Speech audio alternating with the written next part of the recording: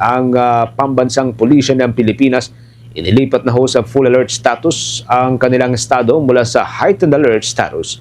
At yan po'y para ho paghandaan ang kaliwat ka ng mga serye ng mga kilos protesta. Kasabay po yan ng obserbasyon ng araw ng paggawa o Labor Day.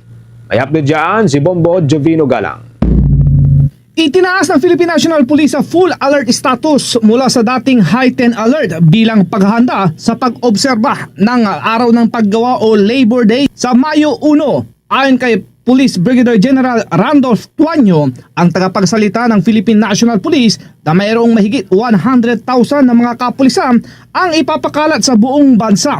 Ang malaking bilang dito ay ipapakalat sa National Capital Region kung saan karamihan sa mga aktibidad ay isasagawa dito. Kaugnay ng May 1 Labor Day activity, napagpasyahan po ng pamunuan ng Philippine National Police sa utos po ng ating GPNP na General Nartates na from heightened alert status to full alert status. Ang deployment po natin ay mananatiling 106,000 plus. Kung mapapansin po ninyo, ang support units po ng deployment dyan ay 3 lamang. Ngunit sa sinabi po ng GPNP na mas maigi na po na gawing from heightened to full alert para po sakasakaling kinakailangan ay mas marami tayong personnel na maidi-deploy kung kinakailangan. Nilinaw din ng opisyal na wala pa silang nakikita anumang banta ng seguridad, subalit kanila itong mahigpit na imo-monitor. Nananatili naman po na wala pong threat na natatanggap ang Philippine National Police.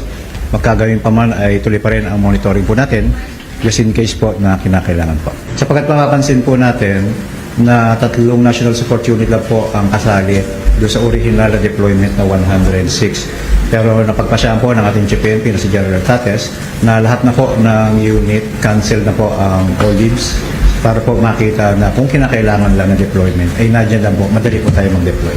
Kung ano yung security adjustment natin nung binigay natin yung heightened alert status, ganun pa rin po ang magiging pagkakaiba lang po, magiging 100% yung ating PNP personnel na papasok po. Ito si Bombo Jovino Galang and this is Bombo Radio Philippines, the #1 and most trusted source of news and information. Basta Radio Bombo! For the most trusted source of news and information, visit our website at www.bomboradio.com. Follow us on Bombo Radio mobile app, Facebook, YouTube, TikTok, and X, formerly Twitter. Like, share, and stay connected. Anytime, anywhere.